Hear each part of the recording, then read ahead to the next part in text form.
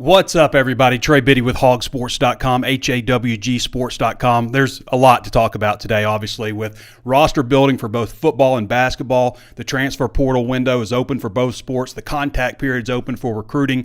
And we're going to talk to Danny West, get a little bit of insight with football recruiting. But first, we're going to talk to Connor Goodson. All that and more on today's episode of Hog Sports Live.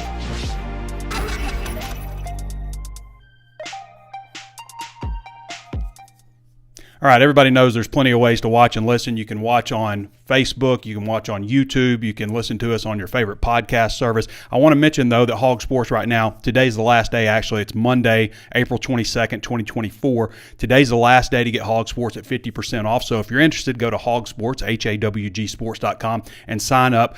And it breaks down to just $103 a week, $1.03 a week, $448 a month, and billed at just $53.70 for the entire year. HawgSports.com. Again, this ends tonight. It's 11 o'clock Central Daylight Time when this deal ends. So 50% off at Hog Sports. Great time to sign up. Part of the 24/7 Sports Network. Follow all of our latest recruiting news. Join us on the Razor's Edge where we break a ton of inside scoop as well. It's an important time to follow Razorback Sports, especially if you're a diehard. If you're a casual fan, I get it. You know, read our free content and stuff like that. But if you're a diehard Razorback fan who's worried about the future of the program, looked at things 2 years down the road, 3 years, 4 years down the road, then you're going to want Hog Sports. HawgSports.com. 50% off deal ends tonight. Let's hop into some baseball real quick. Number 2, Arkansas, 34-6 right now. Number 2 on D1 baseball. I don't guess they're going to jump Texas A&M. Texas A&M won their series in Alabama 2-1. So Arkansas plays UAPB. I should say Arkansas coming off of 2-1 series win over South Carolina, number 20 South Carolina. 2-1 on Friday, and then Saturday lost 6-3 and then won 9-6 in the doubleheader. Tuesday, they're at Dickey-Stevens Park in North Little Rock, April 23rd. That's a 6 o'clock game. That game is on SEC Network Plus against UAPB. And then returning to Fayetteville for a weekend series against Florida on Friday, April 26th, 27th, and 28th. Those games are at 7, 12, and 2 p.m. Big series after that. Well, you got Missouri State midweek, 2 games, and then you're in Lexington Friday, Saturday, Sunday, the May 3rd, 4th, and 5th. Okay.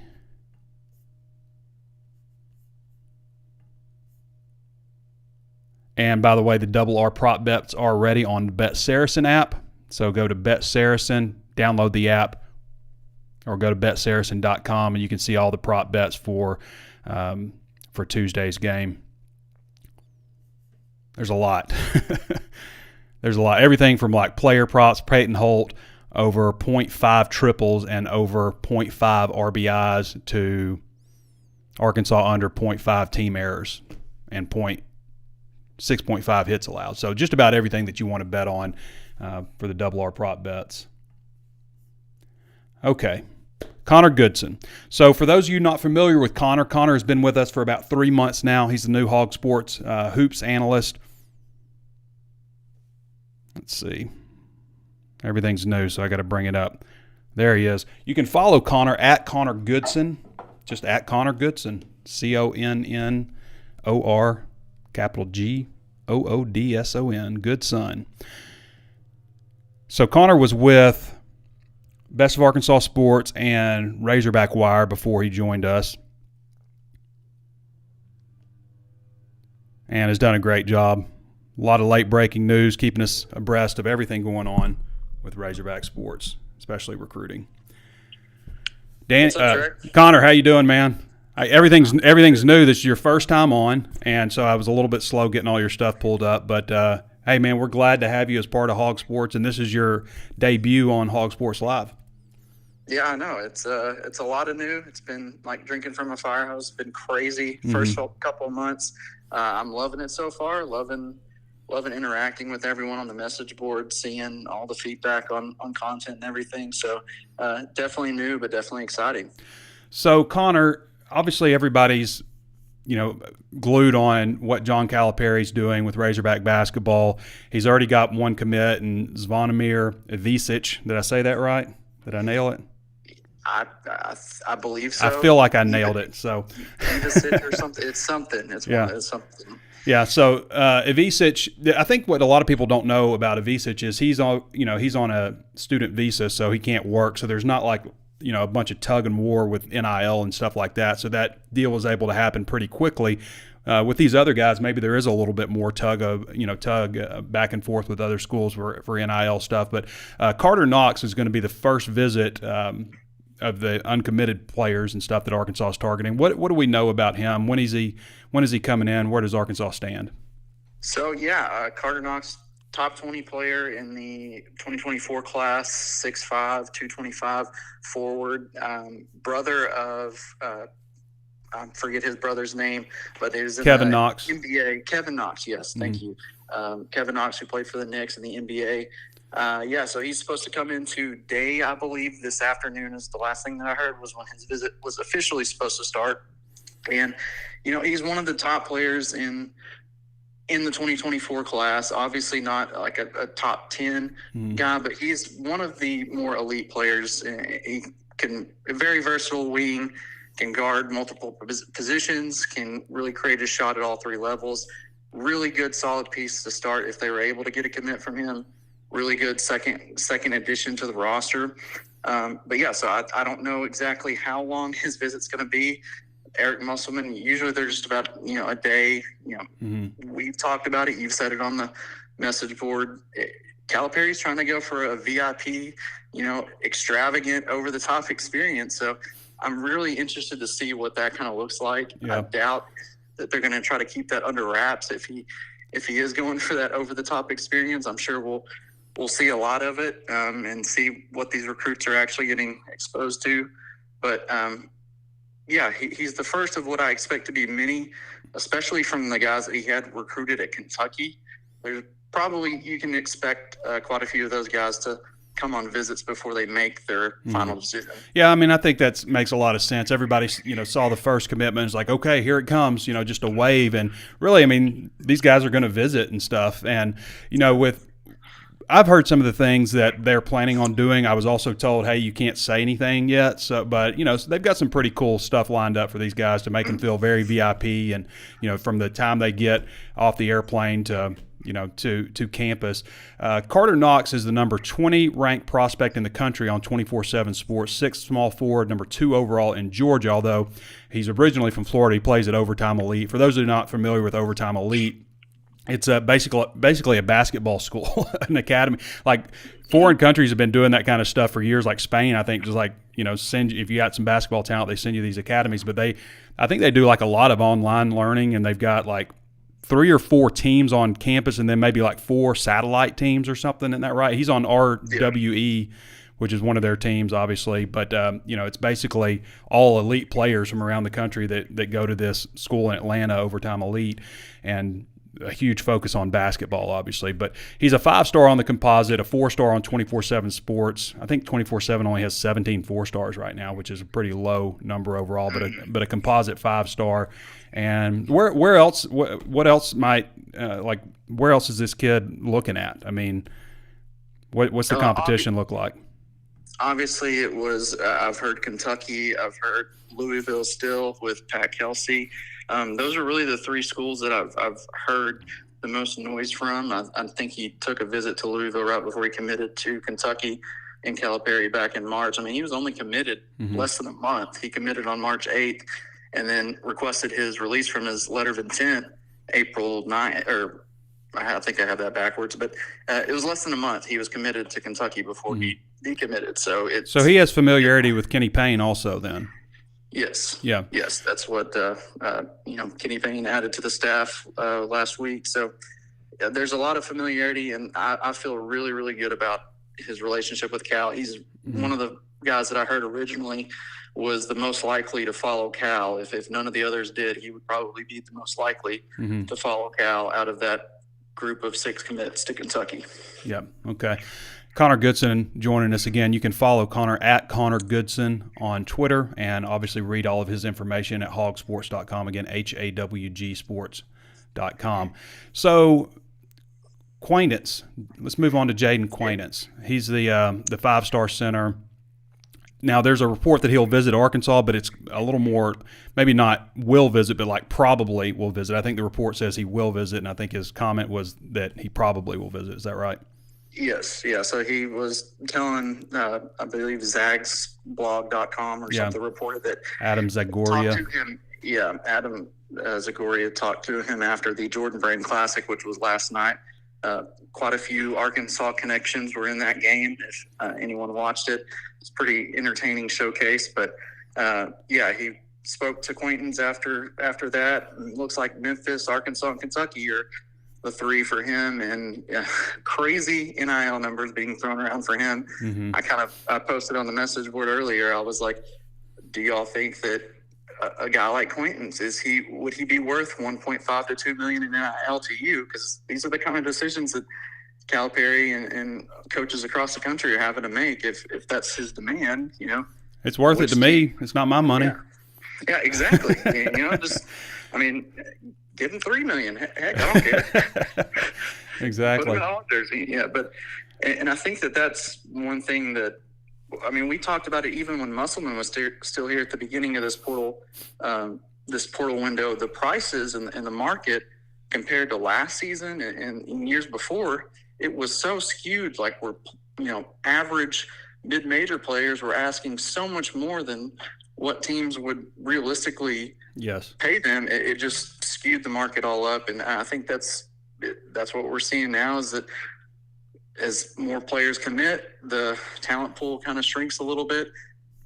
Naturally, those prices are just going to stay inflated. So I don't believe some of the numbers that I'm hearing, like $1.5–2 million. Yeah, Ron Holland, I didn't hear anything close to that when he was the number one ranked prospect in the country. I'm not necessarily buying $1.5–2 million. And Quaintance is number 8 national player in the country. He's big time. So yeah, he's a big time prospect. But I think what a lot of people saw last night, and it was a showcase. So obviously take what you see with a grain of salt, because it's just a glorified all-star game for prospects. But he's still a raw prospect, very raw skill-wise. So he's going to need some development. I don't know if you can count on him to come in and be your immediate day one starting 4 or starting 5. And you definitely need to have some vets around him who have beaten and banged in the SEC and major college basketball to kind of help him, bring that development on quick. But the good thing is he will have to be in college for 2 years before he goes to the pro level. He's 16 years old right now. He won't be 19, which is the NBA cutoff.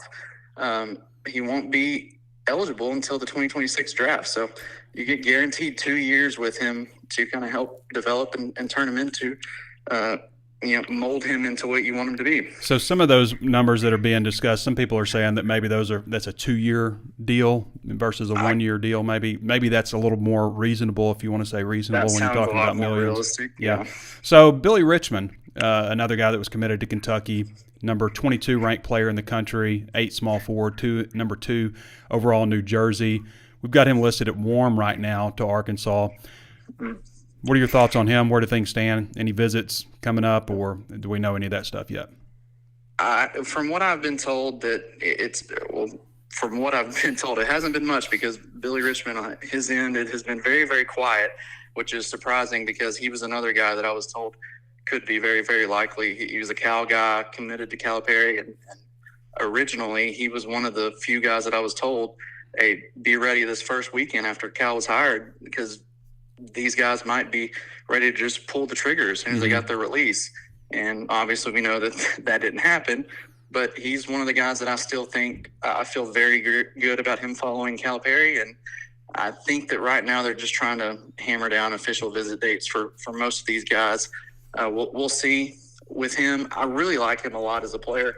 I don't think he's quite there to the level of some of these guys from a skill set, but I do see a lot of flashes of like a Ricky Council. He's kind of got that build, that shot making, especially not quite the athlete, but his fadeaway jump shot from the mid range, it was eerily similar to what we saw with Ricky Council, and he can go get a bucket, and you really need some of those guys. It's just other areas of his game you really need to kind of flush out and develop. But I think he would be another solid piece, and I really like where Arkansas stands with him. What about is it Boogie Fland? Boogie Fland. So for those wondering, 6'2", 170, number 26 ranked player in the country on 24/7 Sport. All these guys are composite 5 stars that we've talked about so far, by the way. But he's got Alabama is another school that's in the mix for him, North Carolina, some others that you'd expect with a player of that ilk. Yeah, he is.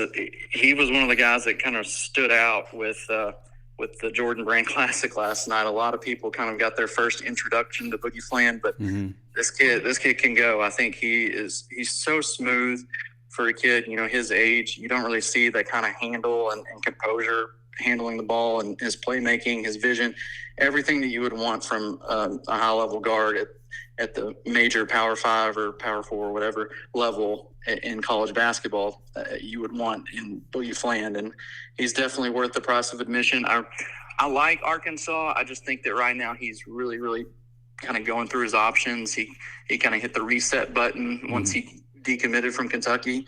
I expect him to visit in the next week or two.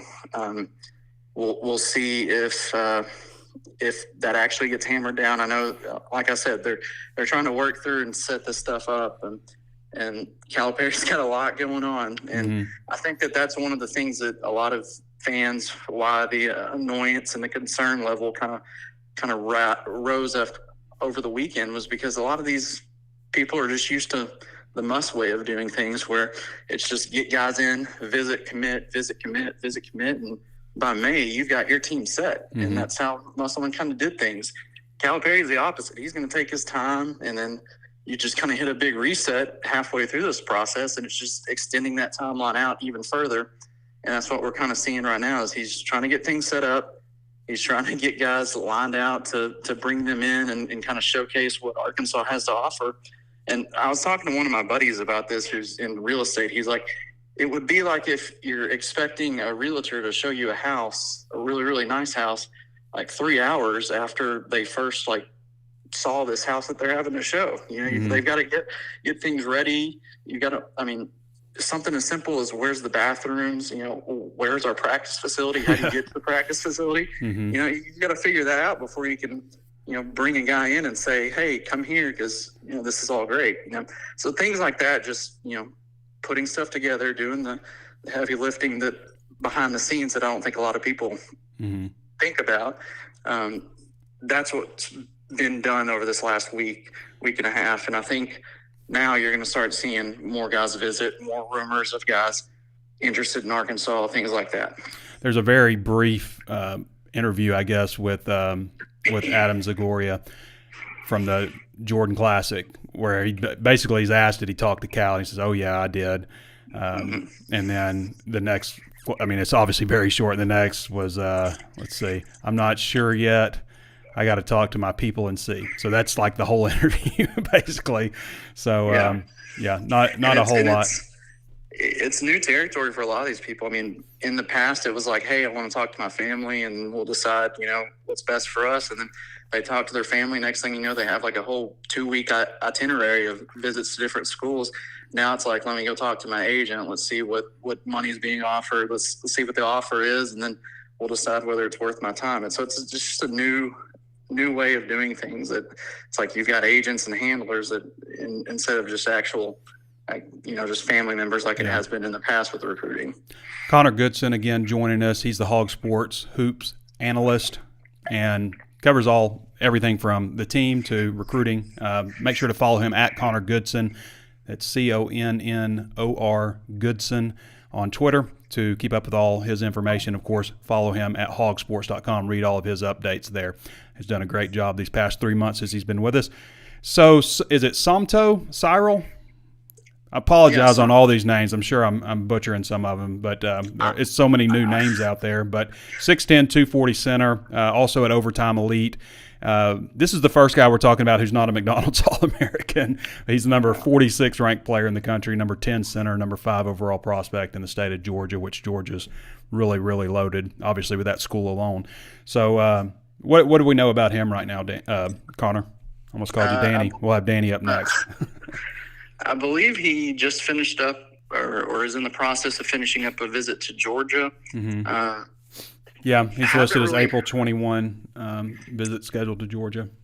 Yeah, so I haven't heard a lot about him aside from the very beginning of this. I was told Arkansas was in a really good spot with him, and then things kind of went a little radio silent there. And next thing you know, he's popping up with a visit to Georgia, and again, Arkansas. We could definitely see him take a visit in the next week or two. Mm-hmm. I don't know if he's one of those guys that really is being prioritized heavily by the staff from. Just from things that I've gathered, people I've talked to, it doesn't seem like he's being made a super high priority right now compared to some of the other guys that were committed to Kentucky. He's very raw, incredible athlete. I think if you saw some highlights from the Overtime Elite Combine, his leaping ability is obviously the thing that jumps out.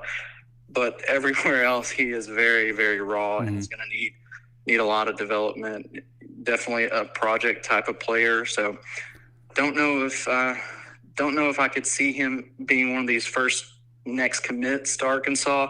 I definitely think it could be a week or two before we even heard anything on a visit, but definitely someone to keep an eye on because there is interest there with him being committed to Cal earlier in the cycle. What about Travis Perry? Any interest there? Is that a possibility? I believe he's a Kentucky guy, so I think that he is from Kentucky. Yeah, I think he's more than likely going to stay in Lexington. Haven't really heard anything other than he's committed to Kentucky, and I think it's telling that he hasn't decommitted yet. Yeah, so we would have seen that if he was interested in following Cal. So Zvonimir Ivicic on board. Carter Knox visiting, and that's basically where we are right now. So now there's more to it, obviously, than that. We've just been talking about high school guys, and obviously we're going to have you on here for a little bit longer because there are players on the roster, Connor, on Kentucky's roster that have hit the transfer portal. A guy like DJ Wagner. If you want, just kind of run down these guys. Like let's hear what the status is with these guys. I guess starting with DJ Wagner, who was class of 2023, number 6 overall prospect in the country in 23. Yeah, so DJ Wagner, a lot of connection to Cal with his family. His grandpa Milt Wagner's had deep connections with Cal, and there's been a lot of talk if he might even get a staff position with Cal here at Arkansas. So a lot of high expectations when Wagner first committed to Kentucky in last year's class, and Calipari kind of rode him throughout the season, even when guys like Reed Shepherd and Rob Dillingham were doing much better, getting a lot more production out of them. Wagner's a Cal guy. I mean, Cal likes him as a player, still believes in him. I know a lot of Kentucky fans were kind of out on him towards the end of last year just because of the struggles, but he's a guy that I think could come in and really he would be a really good addition to this Arkansas roster. Of course, I mean, they've got 12 spots, so at this point, anyone would be a welcome addition, I guess. But no, he's a really talented player. You definitely could see some of those expectations kind of weighing on him a little bit. He was just kind of pressing too much in games and in moments, but he showed quite a bit of flashes throughout the season. He played pretty well against Arkansas, and I really could see him being one of these first few guys to kind of announce. He's a Cal guy through and through, and I think he could definitely follow Cal to Arkansas. One name that I think is pretty much a lock to actually commit to Arkansas. Don't know how quickly this announcement will be made, but I can confirm that he was on an unofficial visit over the weekend. Jordan Burks, the 6'9" forward. He was in town, and I have it on good authority that he will be a Razorback. And really, you could do a lot worse than Jordan Burks for guys to fill out your roster. I really like the tape that I've watched on him. He showed some really good flashes last year. Still a project, still maybe a year or two away from being a big-time contributor in the SEC, but really, really, he has all the tools, and he has the size and everything that you would want in a wing player. Yeah, and then 6'9", he's out of Phoenix originally, right? Yes, yeah, from Hillcrest Prep, and Yeah, he was a 3-star in the 2023 class, but had a lot of SEC offers. I know Ole Miss was really in on him. So he was a lot of people were looking to add him and kind of get that chance to develop. And it looks like he's going to follow Cal to Arkansas from everything I've gathered. Who else do we need to keep an eye on off that roster? Well, and not just that roster, but obviously there are other players in the portal that aren't just from Kentucky. Yeah, there's quite a bit of guys that Arkansas is in on that aren't necessarily from Kentucky but have SEC ties. They're in on Jonas Adu, who's from Tennessee. Arkansas fans got a up close and personal look at him when the Vols came to Fayetteville. Leading scorer in that game, had 23 and 12. All SEC second team this season, all SEC defensive team.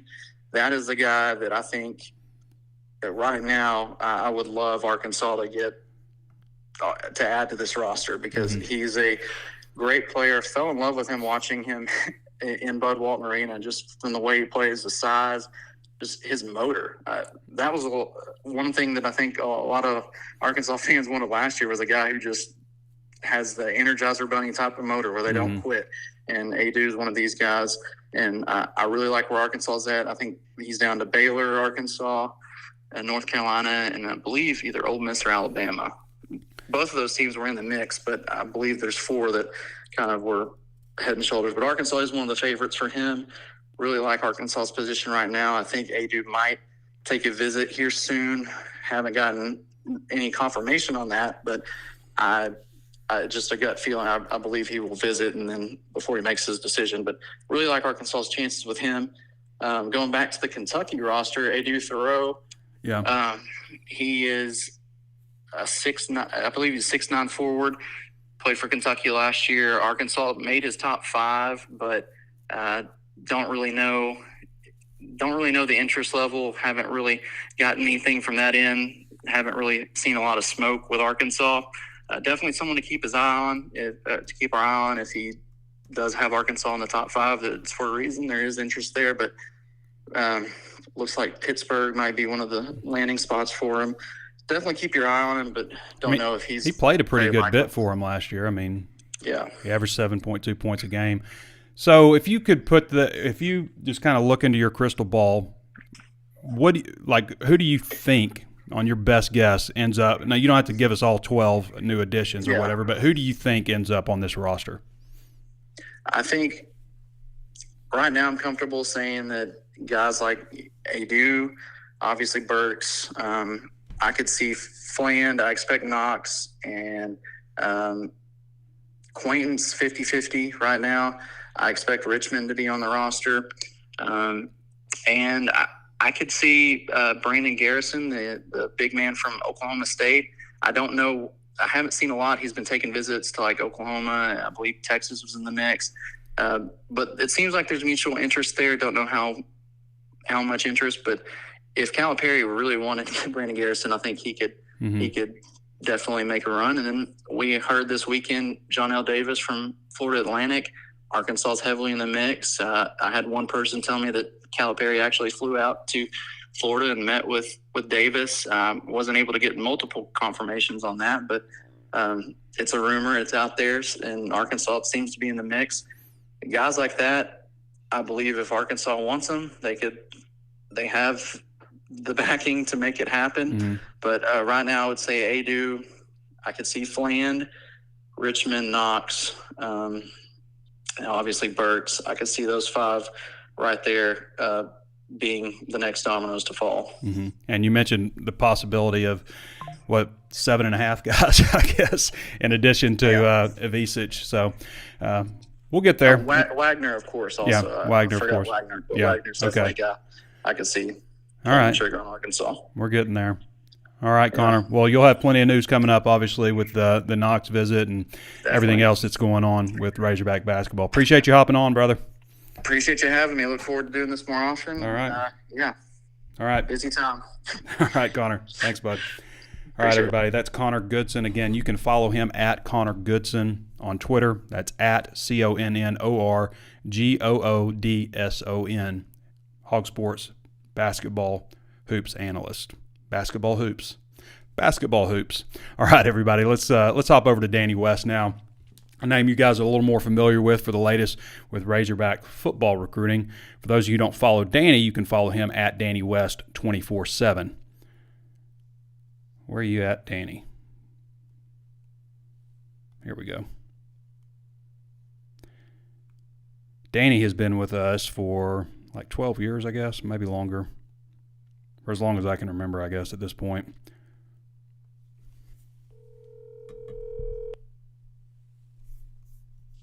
What's up? Hey, Danny. That was a long segment we had with Connor on his debut. There's just so much to cover with basketball. I don't know if you were listening to it or not, but, man, there's a lot going on.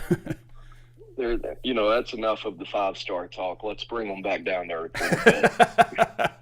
Let's get some mid-range 3 stars, maybe a composite 4. Right. So Branson Hickman, what do you think is going to happen with him?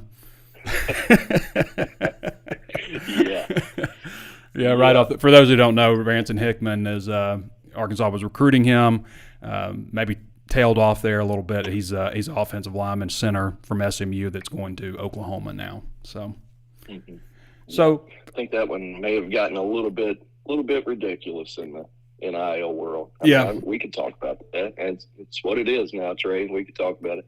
But no real surprise there. Arkansas and TCU were the front runners for a while, but I knew once the Oklahoma guys started hitting me up for his number and stuff like that, I said, OU's coming in, they're about to throw something at him, and they're probably going to get him. And come to find out, Arkansas had, as you said, kind of pulled off of him a few weeks ago. So no shocker there. So Arkansas's got a commitment recently, a couple of commitments, but let's start with Larry Worth, the linebacker. I guess he's a redshirt junior coming up out of Jacksonville State, and a guy that kind of we talked about these kind of linebackers, and we'll talk about the other one that Arkansas brought in for a visit. But Larry Worth, 63 tackles last year out of Jacksonville State. What else do we know about this guy? Yeah, the first trend that I've noticed on these linebacker targets is they're all multi-year transfers. They've got at least 2 left. So it sounds like something that – let me turn this off for a minute. Sounds like something that maybe they just – and maybe have somebody for potentially 3 years, So, I don't know what's going on, Danny. Your audio's all over the place. Hey, Danny. I guess we shall see. Danny, your audio's all right. How about now? I think I got it fixed, Trey. 20 times better. All righty. All right. Just kind of start over, I guess, because we didn't really hear what you said. Yeah, Larry Worth, first trend that sticks out to me, linebackers they've been going after are kind of multi-year transfers. They've got at least 2 left.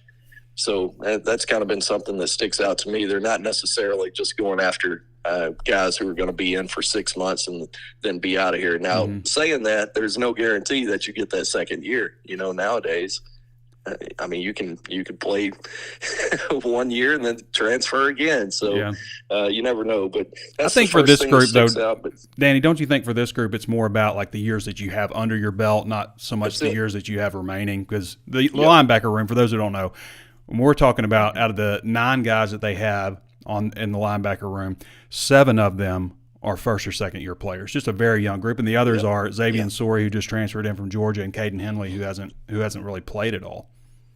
Yeah, and so much of it too is just about what they lost. I mean, you think right now, wouldn't you take Jordan Crook back? I mean, wouldn't that be Manny Powell maybe if he's healthy?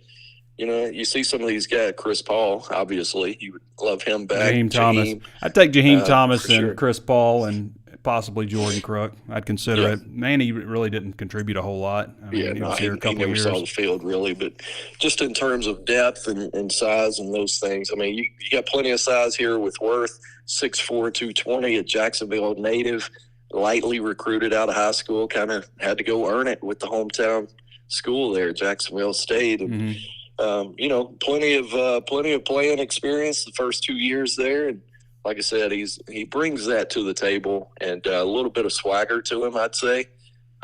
He's kind of proud of the experience that he's been produced so far, and he sees Arkansas as a possibility. And why wouldn't you? I mean, they need help, man. We saw it in the spring. I I got 2 good looks at them this spring. Of course, you guys were out there every day, but just based on what I saw, it was nothing earth-shattering. It just validated what we already thought. They need more depth at linebacker and especially defensive tackle. I mean, that's the one glaring I'm going to call it a weakness. I think they need to add probably 2 at defensive tackle, in my opinion. In this landscape, yes. 5 years ago, hey, they're fine at defensive tackle. But now, with everybody able to boost their roster and build depth, you need to have at least 5 ready-to-go defensive tackles. You just do. Yeah. And 6 would be ideal. And that's what they had last year, and it was a really deep group. But this year they've got 4. And when you get past that, Caleb James has potential and everything, but he's just light. And J.J. Hollingsworth, it goes about 275 or so. Both those guys are former defensive ends. And then after that, you've got some walk-ons. You just real thin there. Even though you have a 2 deep, but if somebody gets banged up, then you could be in a little bit of trouble. Let's talk about the other linebacker that came in for a visit, Danny. Nikai, is that how you say it? Hill Green. He was once committed to Michigan, former 4-star prospect, and obviously has had a different path. So what do we know about this guy? Yeah, this is one that I think really excited fans. We haven't seen a whole lot of that. We've seen some guys come in and visit and whatnot. We've seen Arkansas rumored to be in the mix with a few guys, but this one really was the first one that kind of turned people's heads and said, okay, let's get some more of those types. Former 4-star coming out of high school, that already excites people just from a rankings perspective. But he had that breakout year that he was looking for. He spent his first few years there at Michigan. Obviously a loaded team, defending national champs, and plenty of talent there. Probably, we've seen that at Alabama. Drew Sanders, we've seen it at Georgia with Sori coming over. Not everybody can go out there and start 15 games and be an All-American, and so. I mean, he had 50. He had 50. He had 50 tackles at Michigan. It's a pretty good year. It's not like he just didn't play. Yeah, 2022 kind of hurt him. I think he dealt with some soft tissue stuff then. Yeah, but obviously found a new path and made it count for him last year at Charlotte, and of course came in last week for a visit. I think it went well. Everything I've heard on Arkansas's end is. The word I've heard used twice now is solid. We feel solid in our position with him. But as you know, he left out of Fayetteville and took that trip to Colorado. And, Colorado's a player now in the transfer game with Coach Prime and all that. So I was reading a little bit of his stuff from his post-visit out there this morning. So, I can't call it, Trey. I don't know these dudes. It's a little different than the high school game. Think about some of the guys we used to cover for 3-4 years in high school. You get to know them, and this case, the transfer world, you know them for about 2 days. You talk to them, and I don't know if this dude's lying or not. So it's just where it's at. But it would be a really good pickup. But I was told Arkansas's got several linebackers that they've kind of been making a priority list. They wanted to get several visits out of linebackers and really put together a strong priority list. And I think that says a lot about Worth, to be honest. Yeah. Well, your audio kind of messed up a little bit, Danny, but what I had been told, obviously, with that is they want 2 linebackers. They want to make sure that they go out and get 2 veteran linebackers. And really, for those wondering, 2 linebackers, 2 defensive tackles. And now, I mean, with offensive line, you're down to what? 12 scholarship offensive linemen. You probably need to get 3. Probably. I don't know if they were planning on losing Paris Patterson, but that was. I don't think so. It didn't seem like it. I mean, losing that's a backup guy with a lot of promise at offensive line. To me, that's one of the bigger blows that they've had in the transfer portal. In the spring semester. I mean, losing Jacoby Criswell and Isaiah Gustave. Those you're not doing backflips about losing anybody really, because you're most likely going to have to fill those spots with players that aren't at an elite level versus making sure you have to take care of your needs at some other spots because you still have some needs. Obviously, we talked about defensive tackles. You need guys that can come in and play right away. Offensive line, I feel like you're going to go out and get a guy, more. I mean, you maybe need a guy that can come in and compete for a starting spot or something like that, or a couple of those guys. But, I mean, what do you have, 7 spots right now open? You need a couple of defensive tackles, a couple of linebackers, one linebacker now, maybe a safety, maybe a wide receiver, a few offensive linemen. That's kind of where you are right now. That's where it's at. Let's flip over to a specialist as well, Trey. I'm not so sure. Maybe we're starting to see a little bit of traction with punters and kickers.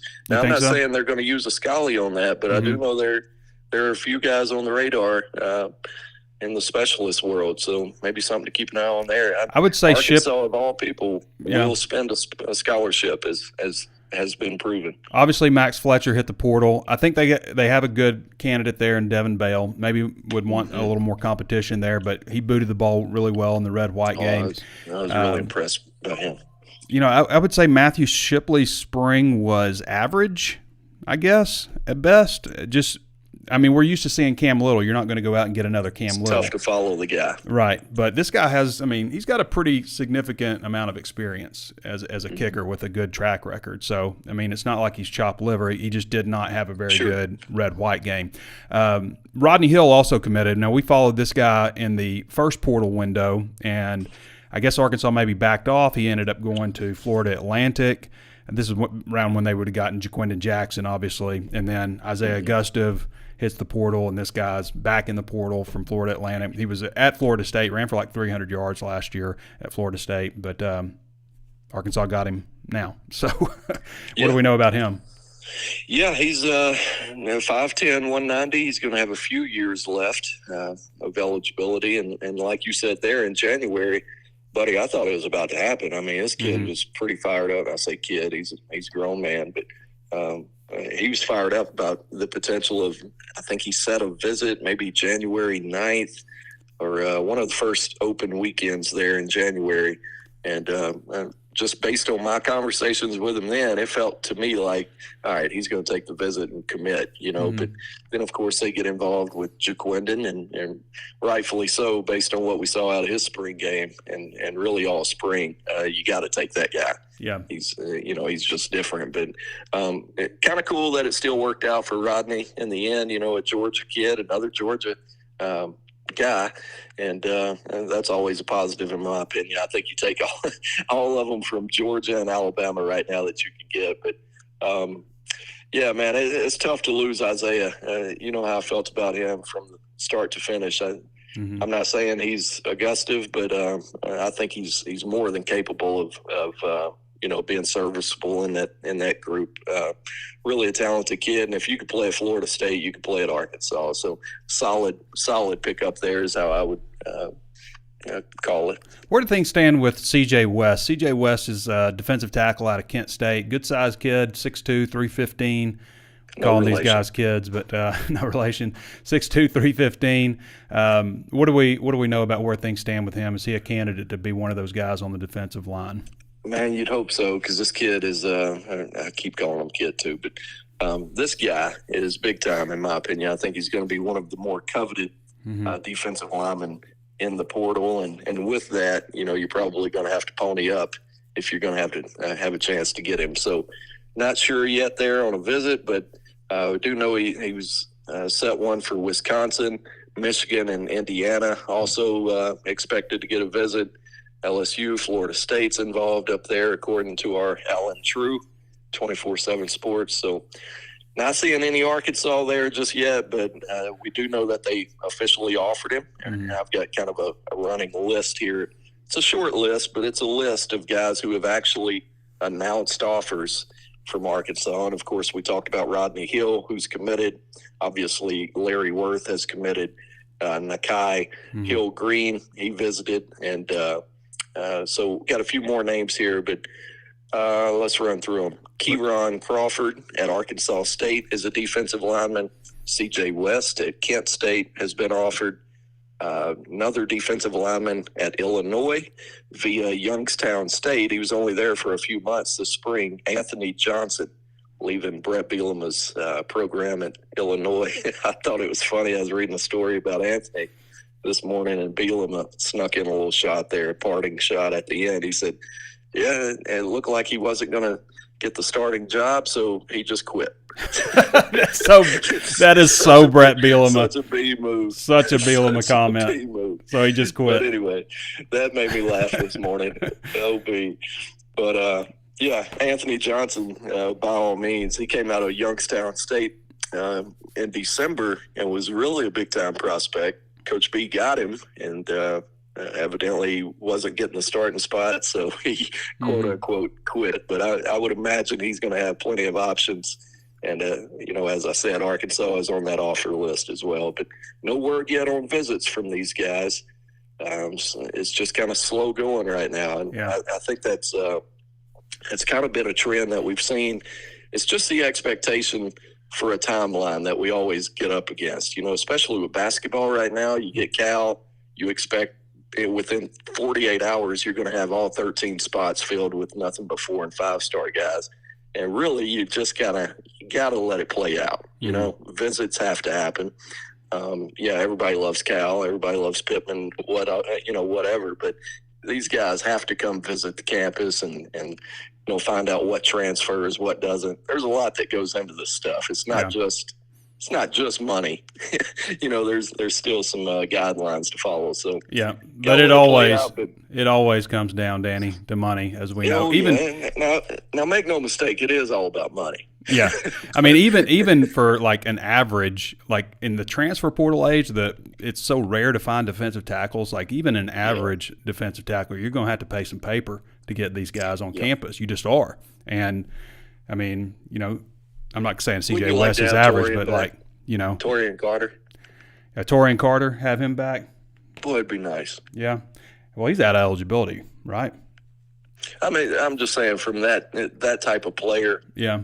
Or what about Tank Booker? I mean, what did he hit the portal for? Yeah. He ended up at Texas Tech or something, right?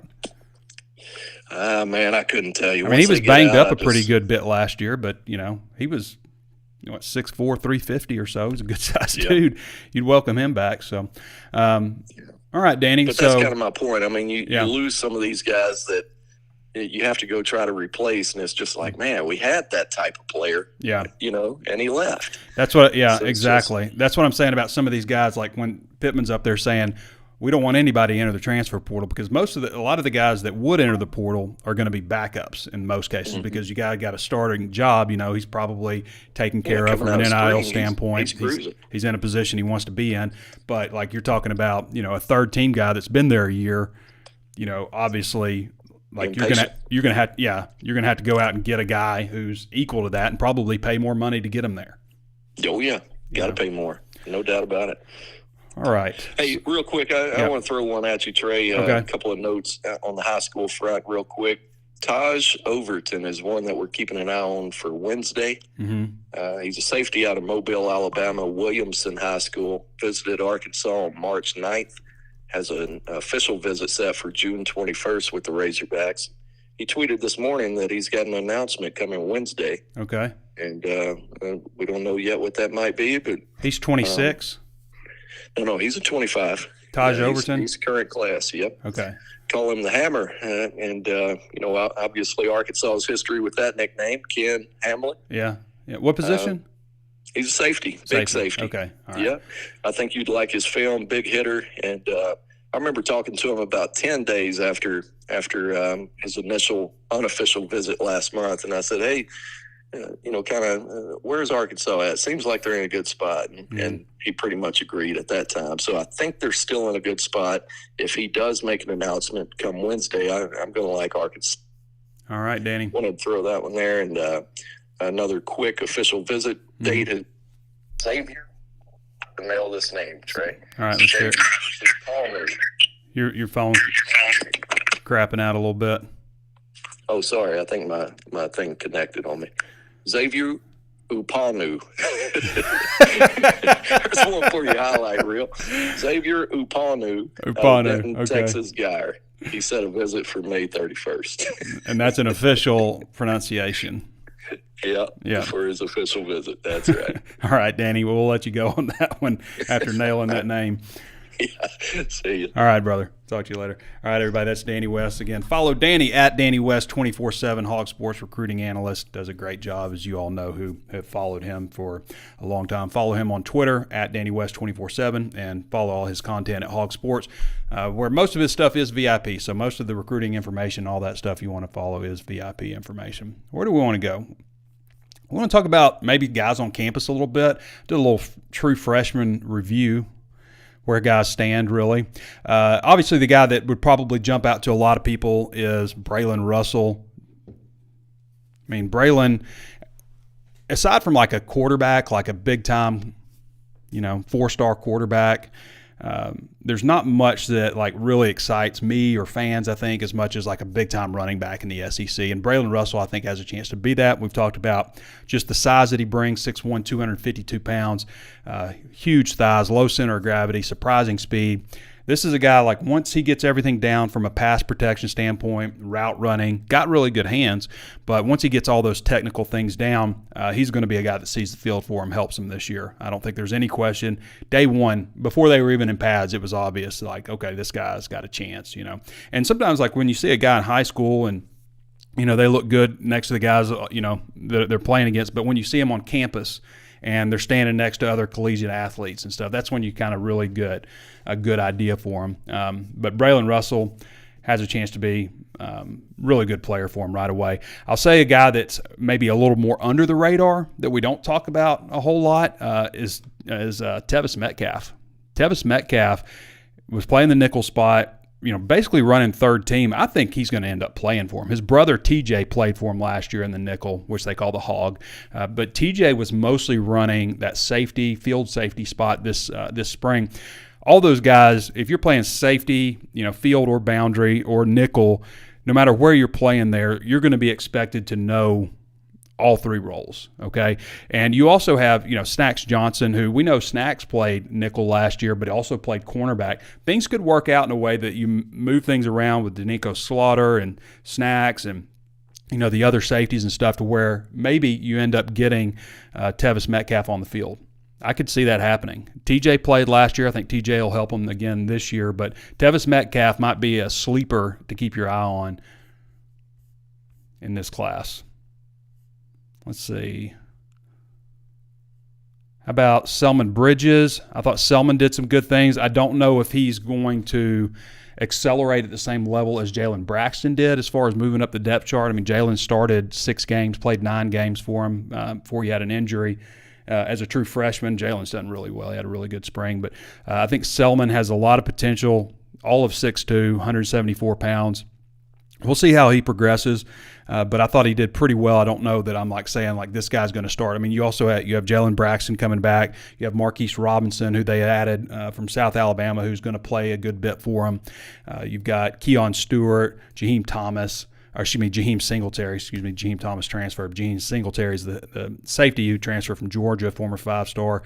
So you've got a good bit of numbers there. But he could possibly – Jaden Allen Jaden played probably as much as Selman Bridges did with the third team, and maybe even played a little bit ahead of him. Not quite as big, obviously he's 5'10", 167, but he did some good things.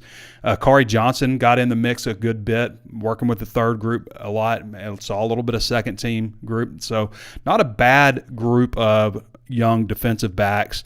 And there was a couple of those guys who jumped over players that, we're coming back, have been in the program for a year now. So looks like a good group overall. Charlie Collins and Kavion Henderson. Collins goes about 6'5", 252. Henderson 6'2", 246. Both those guys are running third-team defensive end. We also saw Kavion Henderson run a little bit of the buck, which is the wide 9 spot in their mint front. I think those guys will see some action, but I don't know that we're going to see a whole lot from them. And I don't have any doubt that they can rush the passer and stuff like that. It's just sometimes when you put a freshman defensive end out there, they kind of get buckled a little bit in the run game. They're just, playing these huge tight ends and offensive tackles who have a lot of experience, veteran players, and sometimes it's a little too much for them physically.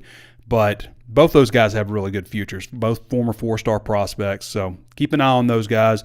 But right now, I think they're probably sitting where they're probably going to end up with the third group right now. But guys with solid futures also.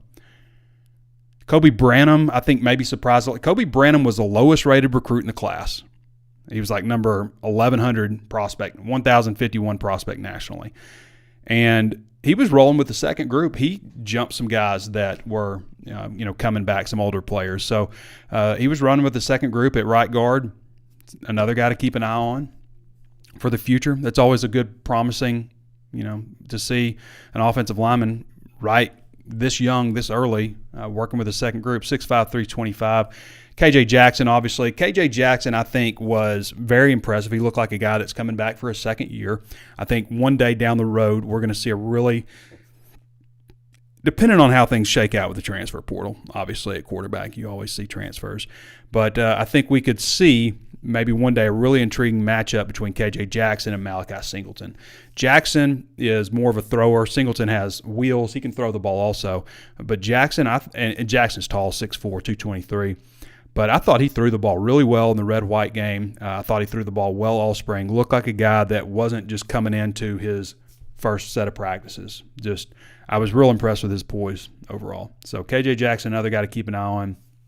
Justin Logan, Juju Pope. I don't know if you'll see those guys contributing a whole lot, but maybe they'll get some work on special teams or something like that. You tend to see tight ends, safeties, linebackers, mid-sized guys that can run, tackle, block, get a lot of work on special teams. We saw that with Alex Sanford, Brad Spence last year, who, neither of them played a whole lot at linebacker, but they've certainly contributed a lot on special teams. C.J. Brown, I think, has a chance to be among the top 7 or so wide receivers. He had a 75-yard catch-and-run touchdown in the red-white scrimmage, but C.J. Brown's another to keep an eye on. Maybe a guy that's a little bit better than you thought he was going to be, 6'1", 194 out of Bentonville. Had a really nice spring. A guy that they cycled in with the first team wide receivers every once in a while. They rotate those guys pretty freely. But I would say he's probably in the top 7 or so. If he's in the top 7, then he's going to travel. Is that about everybody? Everybody that jumped out? Did I cover everybody? Yeah. Anyway, that's my true freshman review.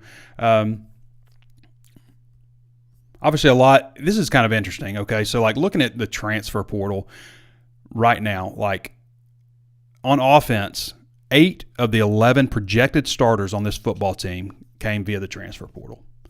8 of 11. Not just 2023, but, not just 2024, but 2023 also, or another time.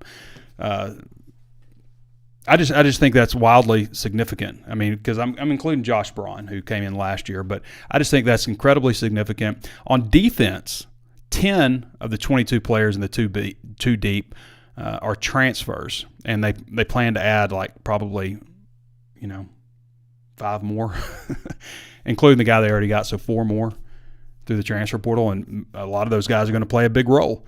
So I just think that's incredible. 10 of the 22 on defense and the 2 deep. And the reason I go, 2 deep on defense because you see those guys play a little bit more, and then 8 of the 11 on offense. That's pretty wild. Plus, you've got Matthew Shipley, who's going to be your projected kicker.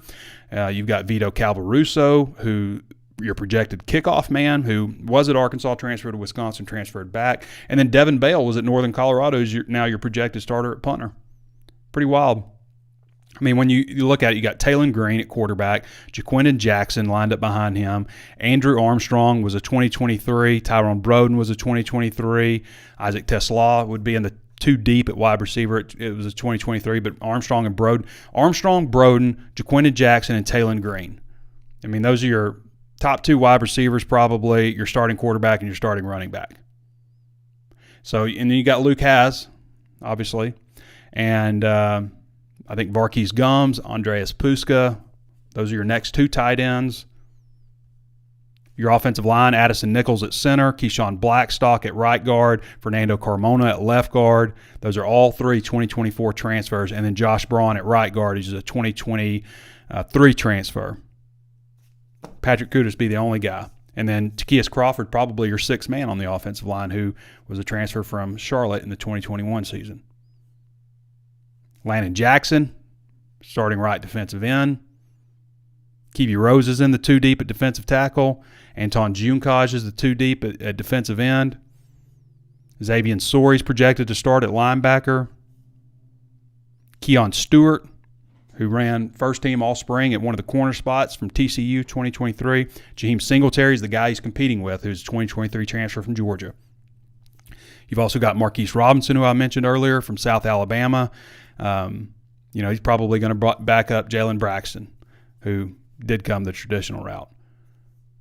Both starting safeties, Jaden Johnson and Hudson Clark. Both of those guys are traditional players, although Hudson Clark was originally a walk-on. Snacks Johnson was a transfer in 2023 from Baylor. Danico Slaughter was a transfer from Tennessee. And he's probably first or second team nickel right now. Miguel Mitchell is a second team safety, second team at boundary, transfer from Florida. And all these guys are playing. I mean, that's pretty wild if you think about it. Some of that's due to struggles that they had in the 2020, 2021 recruiting classes with all the COVID stuff, coming off such bad seasons and stuff. So, top 10 returning Razorback risers. Who's number one? I've got Brad Spence. I think he's when you talk about guys where they played last year, the role that they played, Brad Spence was more, third group linebacker, if that, and mainly special teams contributor. I've got him number one on the list of my Razorback risers in terms of where they were versus where they are now. He's a projected starter at linebacker. I might throw in, Varkese Gums, I think, is another guy who's back with the team who, was kind of buried on the depth chart. He ended up playing towards the end of the year due to injuries and stuff like that, but just was not nearly as comfortable looking as he was this past spring. I thought he had a great spring, a guy that's going to really have a nice bit of, a nice contribution for him. Nico Davio was probably third team defensive end last year. He's projected starter right now, coming out of the spring, went wire to wire with the first group. Tyrone Broden, I think, is another guy that's notable, more of a second-team guy, now a first-team guy at wide receiver. And I think Tyrone Broden had a fantastic spring. I really did. I think he's going to make a nice jump forward. Carson Dean, number 5, a guy that was, kind of buried behind some of the other guys and now second team and doing some first-team stuff. I think Quincy Rhodes is another guy that you can, factor in there. Quincy was probably third team, fourth team defensive end, now probably a second team defensive end. Malachi Singleton goes from probably being the fourth quarterback to the second quarterback probably right now. Nice jump for him. Davion Dozier, even though he broke his wrist, and he kind of slid down a little bit as the spring progressed. He started off extremely fast, and I think he's one of the top wide receivers on the team, maybe a second team type of guy right now, but a guy that has a really bright future, 6'4", 203. So a guy that didn't really play much at all as a freshman to a guy that they're probably going to rely on.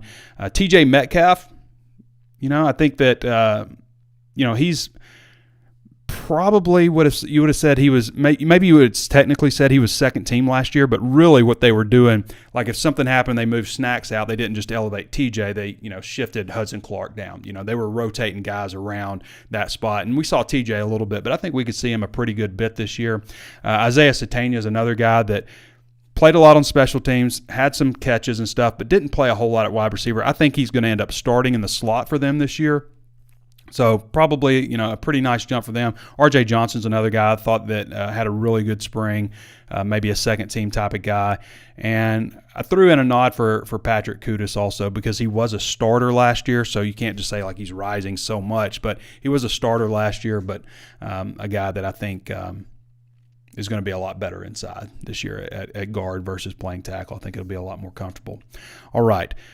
So if you haven't signed up at HawgSports, again, today's the last day. It's 50% off, HAWGsports.com, part of the 24/7 Sports Network. Just go to the site. You'll see the banner. Go sign up. Easy peasy. I want to thank Connor Goodson for hopping on to us. This was his first time being on air with us. He's been with us for about 3 months, but went ahead and decided we go ahead and jump in with having him part of the show, and you can look forward to more of that in the future as well. Danny West also, with all his recruiting knowledge, I appreciate him hopping on. It's a crazy time right now. It's a crazy time to follow the Razorbacks with so much going on. You've got 12 spots to fill for the basketball team. You've got 7 spots, I believe, to fill for the football team right now. And who knows if it's done, because we still got like 10 more days of portal that's open. That doesn't mean that you have to jump into the portal. Or, I mean, excuse me, it doesn't mean you have to jump out of the portal. It means you got to jump in to the portal. All right. What is this? Trey, you look good. Tanning bed? No. Golf. I got out and I played some golf. You can probably see in the back of my head, if you're wondering, there's probably a line for my hat.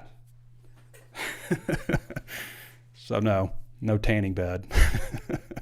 All right, everybody. Thanks for that. Appreciate all you guys for hopping on. Appreciate you for reading the free content that we produce at HawgSports, and of course tuning on the show. Like, subscribe, do all those things, comment, help us out, help us get the word out. If you haven't left a 5-star review on Apple Podcasts, take a moment to do so. We're trying to get to 1,000 reviews. We've almost got there, or at least ratings, right? Trying to get to 1,000. So if you haven't taken a moment to do that, we would love to have that from you. All right, everybody. Thanks for joining me. This has been Trey Biddy with HawgSports.com, and we'll catch you next time.